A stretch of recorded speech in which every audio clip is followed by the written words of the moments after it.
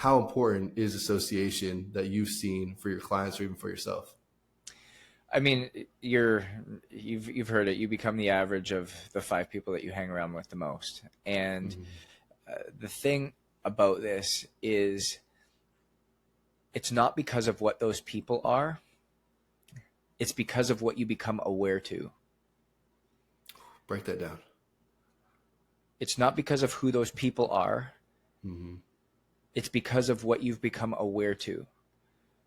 So if you're hanging around people who have thriving businesses, have amazing marriages, have great health, have financial freedom, they know something that you don't know. So you've suddenly become aware to something new, which helps you become somebody better. And so, like, I need people to understand this concept. I'm going to break it down again because it's a little bit heavy, because so many people just, again, they throw out these one-liners of, you become the average of the sum of the average of the 5 people you hang out with. Like, I don't want to hear that anymore, because people think, oh, now I just need to go be around really successful people and I'll become successful. No, that's not it. You're missing the point. That's where networking has just broken this whole system. What happens when you surround yourself with people who have found success in an area, the only reason they found success in an area is because they've become aware of something that you don't know. And so whenever I see somebody who has something that I aspire to, or has a characteristic of something that I desire, or is able to experience something that I truly feel like I'm called to, I don't say, how did that person get that? I say, who did that person have to become in order to get there? What system did they develop so that they were able to accomplish that thing? Because when you get around people and you get into a room, there's knowledge and wisdom there that I want to soak up. There's things that I need to know that I currently don't know, so that I can become aware to ultimately become somebody new, so that now I can develop a system that over the time will get me to where you are. That's the process. That is literally the process. Gain awareness. Who do you have to become in order to step into those shoes? Build a system around it that's personalized and catered to where you are, the season of life you're in, and the desires that you have. That's how we get there. And what I just walked you through is what we do for people in health, mindset, and performance, is helping them become aware to what they don't know, help them realize who they have to become, and then ultimately create the systems that are personalized and built around what they need, and using data to help drive this, personal data to help drive this. So it validates what we're doing, or it helps direct us in a new direction. And that's the power of gaining wisdom and knowledge. So you no longer are spinning your wheels. You're no longer like, why can't I get the energy? Why can't I sleep well? Why do I have brain fog? Why do I need a nap in the middle of the afternoon? Why don't I have the capacity to do what I used to be able to do 5-10 years ago? Mm-hmm. We don't need to live in this world, but the world has told us that's normal. So true.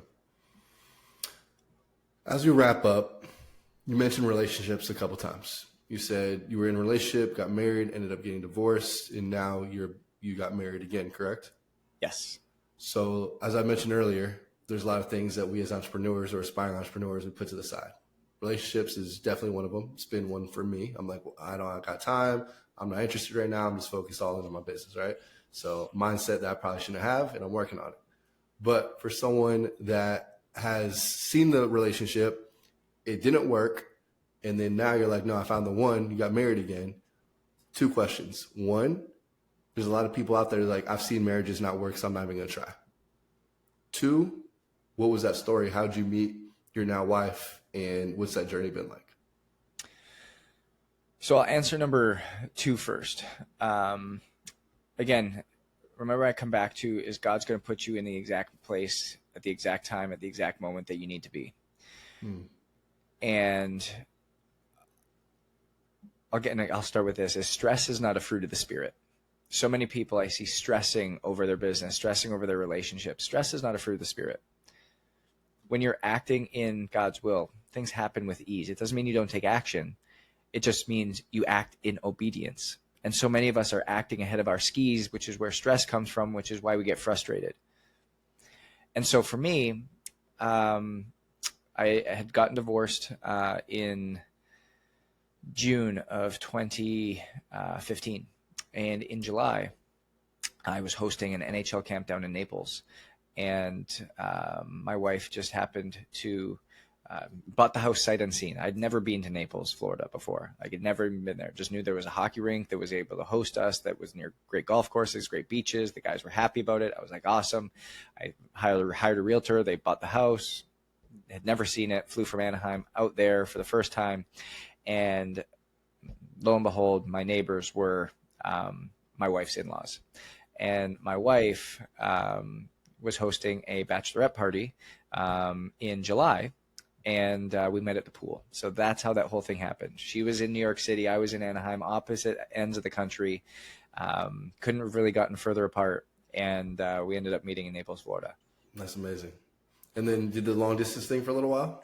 Long distance thing for almost 3 years. Almost 3 years. It was challenging. It was hard.